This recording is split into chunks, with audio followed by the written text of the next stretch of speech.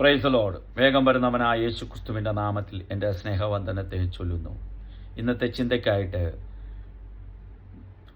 1 കൊരിന്ത്യർ 3:10 എനിക്ക് ലഭിച്ച ദൈവകൃപയ്ക്കൊത്തവണ്ണം ഞാൻ ജ്ഞാനമുള്ള പ്രധാന ശില്പിയായി അടിസ്ഥാനം ഇട്ടിരിക്കുന്നു. മീതെ ഓരോരുത്തരും പണിയുന്നു. ഞാൻ എങ്ങനെ പണിയുന്നു ഓരോരുത്തരും നോക്കിക്കൊള്ളട്ടെ.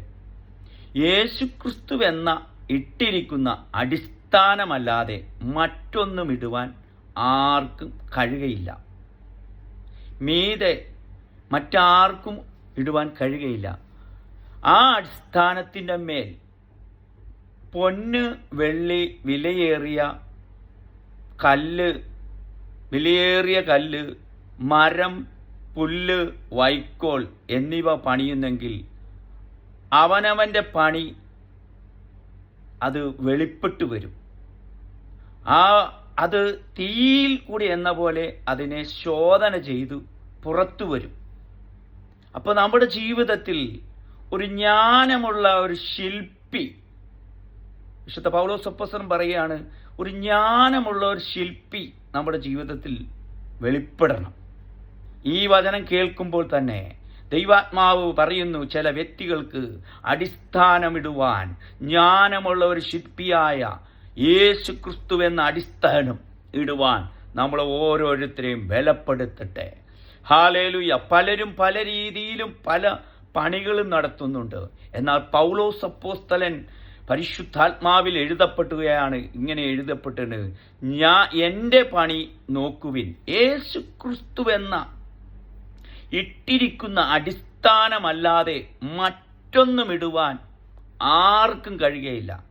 ആ അടിസ്ഥാനത്തിൻ്റെ മേൽ പൊന്ന്, വെള്ളി, വിലയേറിയ കല്ല്, മരം, പുല്ല്, വൈക്കോൽ എന്നിവ പണിയുന്നെങ്കിൽ ആ പണിയെ തീയിലൊന്ന പോലെ കടത്തും. തീയാണ് അതിനെ ശോധന ചെയ്യുന്നത്. അപ്പം നമ്മുടെ ജീവിതത്തിൽ കർത്താവിൻ്റെ ആ ദൈവവചനത്തിൽ നമുക്ക് കാണുവാൻ കഴിയുന്നു. ആ വചനത്തിൽ ദൈവശക്തിയാൽ നമ്മളെ ഓരോരുത്തരും നിറക്കുമാറാക്കുന്ന ഒരു ദൈവമാണ്. നമ്മളെ പുറത്തു കൊണ്ടുവരുവാൻ, നമ്മുടെ ജീവിതത്തിൽ നമ്മുടെ വീടിന് തന്നെ ഒരു തീ ഇടുന്ന ഒരു പ്രവൃത്തിയെ കാണുവാൻ കഴിയും. അത് ശുദ്ധിയായി വരുവാനിടയായി തരൂ. ഒരു പൊന്നിനെ തീയിൽ കൂടി കടത്തിക്കഴിഞ്ഞാൽ, ഹല്ലേലൂയ, ആ പൊന്ന് എല്ലാ കീടങ്ങളും മാറ്റി അത് നല്ല ശുദ്ധിയായി നല്ല ഒരു ഹല്ലേലൂയ പൊന്നായി പുറത്തു വരുവാനിടയായി തീരും.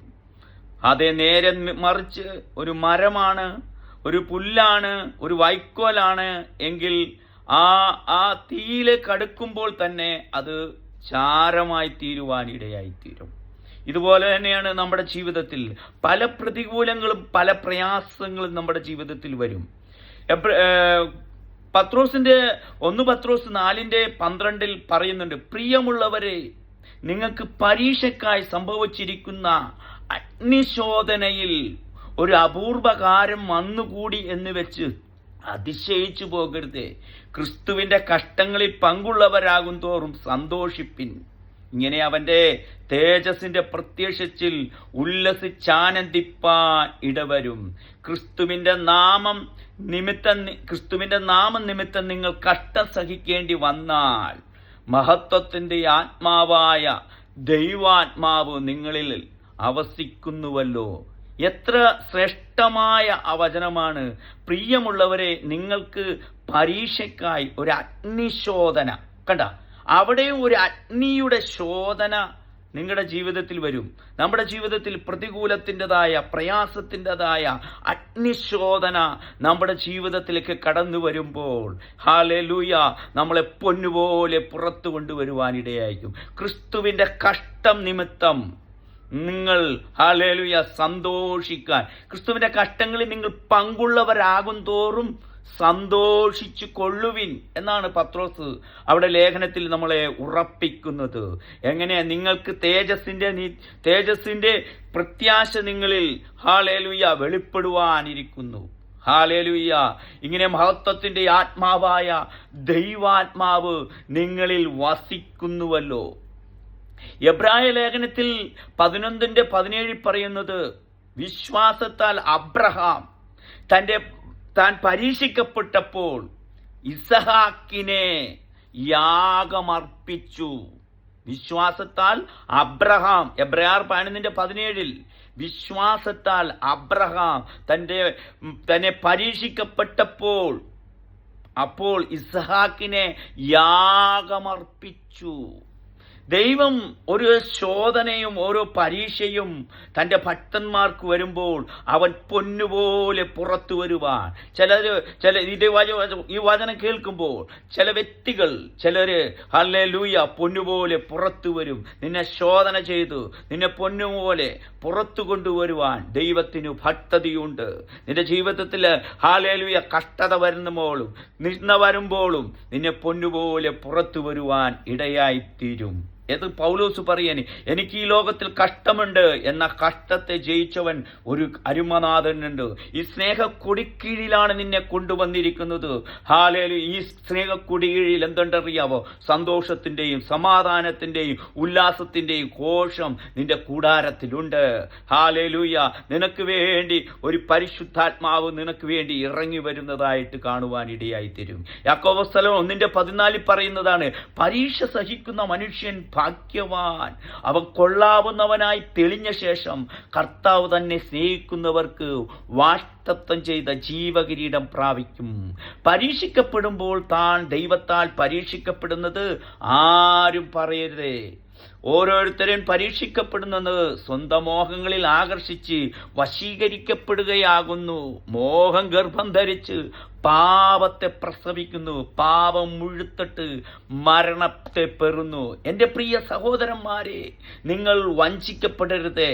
എല്ലാ നല്ല ദാനവും തികഞ്ഞ വരവും ഉയരത്തിൽ നിന്നും വെളിച്ചങ്ങളുടെ പിതാവിങ്കിൽ നിന്നും ഇറങ്ങി വരുന്നു. അവന് വികാരമോ ഗതിഭേദത്താലുള്ള ജാഥാനമോ ഇല്ല. ഈ വചനം കേൾക്കുമ്പോൾ ദൈവശക്തി നിങ്ങളിൽ വ്യാപരിക്കുവാൻ ഇടയായിത്തീരണം. ഇതിന്റെ പൊരുളുകൾ നിങ്ങൾ പലവട്ടം കേട്ടിട്ടുണ്ട്. എന്നാൽ ഹല്ലേലൂയ, പരീക്ഷ സഹിക്കുന്ന മനുഷ്യനാണ് ഭാഗ്യവാൻ.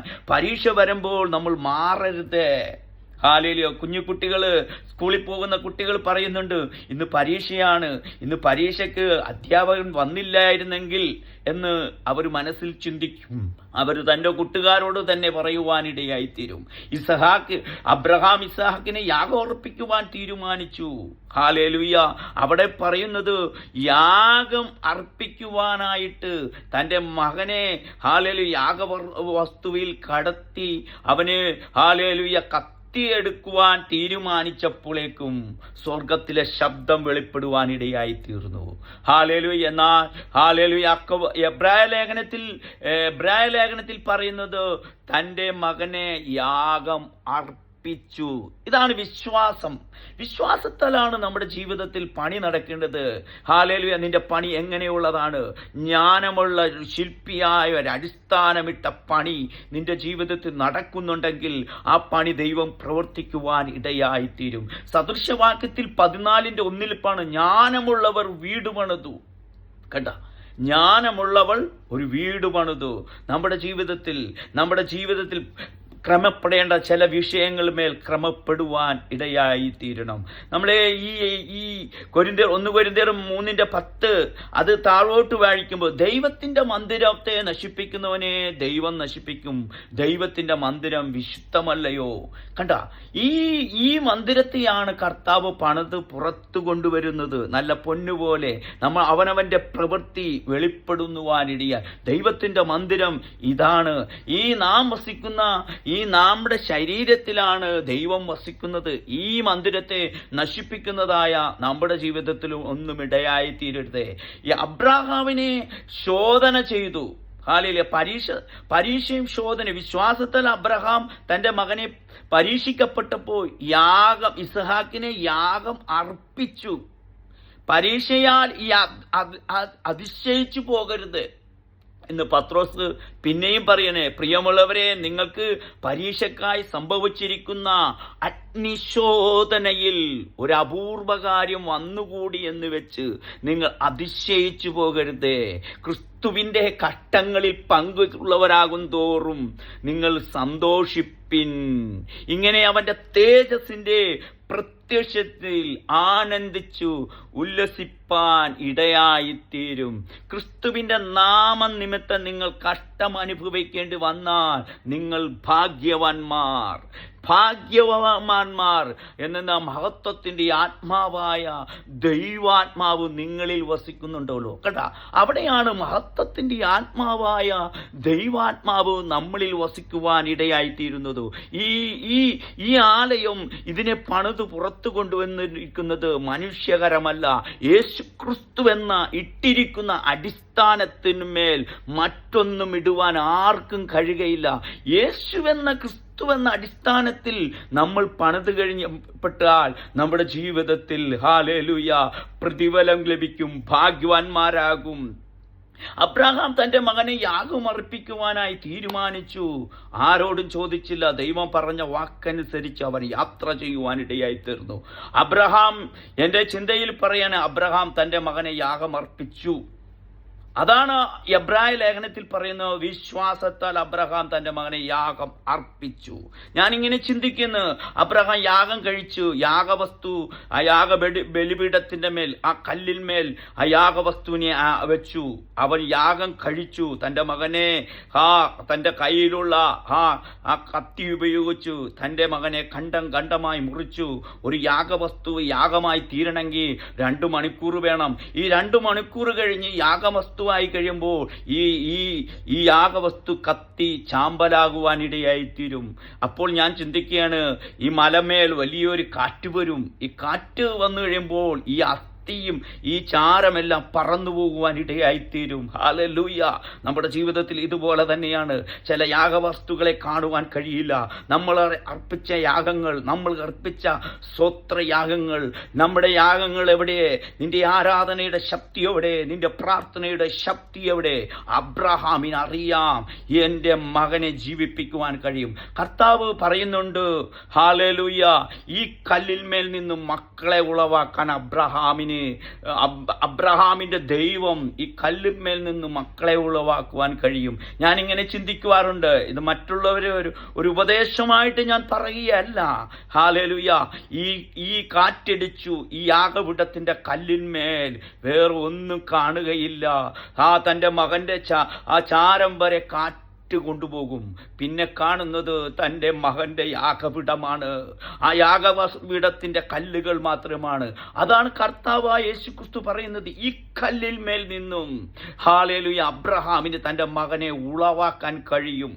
കണ്ട, ഇതാണ് അബ്രഹാമിൻ പഠിച്ചത്. കർത്താവോട് പറയും, നിങ്ങളെ വെട്ടിയെടുത്ത കനിക്കർഭങ്ങളിലേക്ക് തിരിഞ്ഞു നോക്കുവിൻ. ഏതാണ് നിങ്ങളെ വെട്ടിയെടുത്ത ആദ്യ കനിക്കർഭം? നമ്മളിലേക്ക് ചിന്തിച്ചു കഴിഞ്ഞാൽ നമ്മുടെ വലിയതായ അബ്രഹാമിനേക്കും സാറയിലേക്കും തിരിഞ്ഞു നോക്കുവിൻ. കണ്ട, അതുപോലെ തന്നെ രൂത്ത് പറയുന്നുണ്ട് ഹല്ലേലൂയ, തൻ്റെ അമ്മയോട് ചേർന്നു, നിന്റെ ദൈവം എൻ്റെ ദൈവം, നിന്റെ ദേശം എൻ്റെ ദേശം, നീ പാർക്കുന്നിടത്ത് ഞാൻ പാർക്കും, നിന്റെ പ്രമാണം എൻ്റെ പ്രമാണം. അവള് വിട്ടുപിരിയാതെ അവനോട് ചേർന്നിരിക്കുന്നതായിട്ട് കാണുന്നുണ്ട്. ഈ അബ്രഹാം, ഈ രൂത്തിനെ ദൈവം അനുഗ്രഹിച്ചു.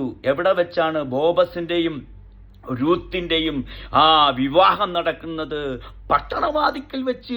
രൂത്തിന്റെയും ബോബസിന്റെയും വിവാഹം നടക്കുവാൻ ഇടയായിത്തീർന്നു. എന്നിട്ട് അവരെ അനുഗ്രഹിക്കുന്നതായിട്ട് കാണുന്നുണ്ട്. എങ്ങനെയാണ് അനുഗ്രഹിക്കുന്നതെന്ന് അറിയാവോ? Hallelujah, hallelujah. റാഹേലിനെയും ലേയെപ്പോലെയും ദൈവം നിങ്ങളെ അനുഗ്രഹിക്കട്ടെ. ഇസ്രായേൽ ഗൃഹത്തെ പണിതത് ആരാന്നറിയാവോ? റാഹേലും ലേയുമാണ്. അവരിലും മേൽ ദൈവത്തിന്റെ പ്രവൃത്തി, അതായത് അബ്രഹാമിന്റെ ആ അനുഗ്രഹം അവരിലൂടെ വ്യാപരിച്ചു. തന്റെ ഇസഹാക്കിനെ പുറത്തു വന്നു, ഇസഹാക്കിന് യാക്കോബ് പുറത്തു വന്നു. ആ സന്തതികൾ മേൽ വാഗ്ദത്ത സന്തതികൾ ജനിക്കുവാനിടയായി തീരുന്നു. ഇതുപോലെ തന്നെ നമ്മുടെ ജീവിതത്തിൽ പല പ്രതികൂലങ്ങളും പ്രയാസങ്ങളും നിന്റെ ജീവിതത്തിൽ അടിക്കുന്നുണ്ടെങ്കിൽ ഒരു പണി നടക്കുന്നുണ്ട്. ഹല്ലേലൂയ. അത് തീയിലെന്ന പോലെ നിന്നെ പുതിയതാക്കി എടുക്കുവാനാണ്. തീയിൽ കൂടി നിന്റെ പ്രവൃത്തിയെ കടക്കും. നിന്റെ വീടിന് തീയിടും. എൻ്റെ ഭാഷയിൽ ഞാൻ പറഞ്ഞു കഴിഞ്ഞാൽ നിന്റെ വീടിന് തീയിടും. അത് തീയിൽ കൂടി കടക്കുമ്പോൾ ഹല്ലേലൂയ, നമ്മുടെ ജീവിതത്തിലെ ചില കീടങ്ങളും കറകളും വാട്ടങ്ങളും മാറി നമ്മൾ ശോഭയുള്ളവരായി തീരുവാൻ ഇടയായിത്തീരും. ഹല്ലേലൂയ. റാഹേലിനെ ലേയെ പോലെയും കർത്താവ് നമ്മളെ അനുഗ്രഹിക്കുവാൻ ഇടയായിത്തീരും. റാഹേൽ എന്ന് പറഞ്ഞിട്ടുണ്ടെങ്കിൽ പെണ്ണാട്ടിൻകുട്ടി. Hallelujah, hallelujah. ലേയ എന്ന് പറഞ്ഞിട്ടുണ്ടെങ്കിൽ പശുക്കിടാവ്. കണ്ട, ഇവരുടെ പ്രവൃത്തി നമ്മുടെ ജീവിതത്തിലേക്ക് വെളിപ്പെടുവാനിരുന്നു. ഒരു ഒരു ഒരു ഒരു രാജ്യത്തെ പണിതെടുത്ത രണ്ട് സ്ത്രീകളെ കുറിച്ച് വ്യക്തമായി വേദപുസ്തകത്തിൽ വെളിപ്പെടുത്തിയിരിക്കുന്നു. റാഹേലും ലേയയും കൊണ്ട് ഇസ്രായേൽ ഗൃഹത്തെ പണിതെങ്കിൽ സർവശക്തനായ ദൈവം സ്വർഗീയ മഹിമകളെ വെടിഞ്ഞ് താന്ന ലോകത്തിൽ വന്നു യേശു ക്രിസ്തു എന്ന ഇട്ടിരിക്കുന്ന അടിസ്ഥാനത്തിന്മേൽ നീ പണിയുവാൻ തയ്യാറായി കഴിഞ്ഞാൽ നിന്റെ ജീവിതത്തിൽ ഹല്ലേലൂയ ഇടയായിട്ടും. കർത്താവായ യേശു ക്രിസ്തു പറയുന്നുണ്ട്, ഹല്ലേലൂയ, ആ വീടിന്റെ വീഴ്ച വലുതായിരുന്നു. Hallelujah, hallelujah. പാറമേൽ അടിസ്ഥാനമിട്ട വീട്. ഹല്ലേലൂയ. വൻമഴ പെയ്തു, കാറ്റടിച്ചു, ആ വീട് വീണില്ല. ഇനി ഈ സന്ദേശം കേൾക്കുമ്പോൾ ചിലരിലേക്ക് ഒരു അടിസ്ഥാനം വെളിപ്പെടട്ടെ. ഞാൻ ആരിലാണ് അടിസ്ഥാനമിട്ടിരിക്കുന്നത്? ഞാൻ ആരെ വിശ്വസിച്ചിരിക്കുന്നു? അവൻ എൻ്റെ ഉപനിധി. ആ ദിവസം വരെ അവൻ കാക്കുവാൻ ശക്തനാണ്. ക്രിസ്തുവിന്റെ സ്നേഹത്തിൽ തന്നെ ആർ വേർതിരിക്കുന്നു? കഷ്ടതയോ പട്ടിണിയോ ഉപദ്രവമോ നഗ്നതയോ ആപത്തോ ഉയരത്തിനോ യാതൊരു ശക്തിക്കും ക്രിസ്തുവിന്റെ സ്നേഹത്തിൽ തന്നെ വേർതിരിക്കുവാൻ കഴിയുകയില്ല. ഹല്ലേലൂയ. ചന്ദ്രക്കിനെ മേശക്കിനെയും തീയിലിട്ടപ്പോൾ ഹല്ലേലൂയ തീയുടെ ശക്തിയെ കെടുത്തി. അതാണ് അവരുടെ ജീവിതത്തിലുള്ള പ്രവർത്തിക്കുന്ന ആ ദൈവം അവർക്ക് വേണ്ടി ഇറങ്ങി വരുവാൻ തീർന്നു. അവർ പൊന്നുപോലെ പുറത്തു വന്നു വരുവാനിടയായി തീർന്നു. ഹല്ലേലൂയ. നമുക്ക് വേണ്ടി ഹല്ലേലൂയ, ഹല്ലേലൂയ ചില പ്രവൃത്തികൾ വെളിപ്പെടുവാനിടയായി. അവർ സിംഹങ്ങളുടെ വായടച്ചു. വിശ്വാസ ജീവിതം നിന്നെ പൊന്നുപോലെ പുറത്തു കൊണ്ടുവരുവാൻ ഇടയായി തീരും. ഈ വാക്ക് കേൾക്കുമ്പോൾ തന്നെ, ഈ വചനങ്ങളിൽ തന്നെ നിങ്ങളുടെ ജീവിതത്തിലേക്ക് വലിയൊരു മാറ്റം വരട്ടെ.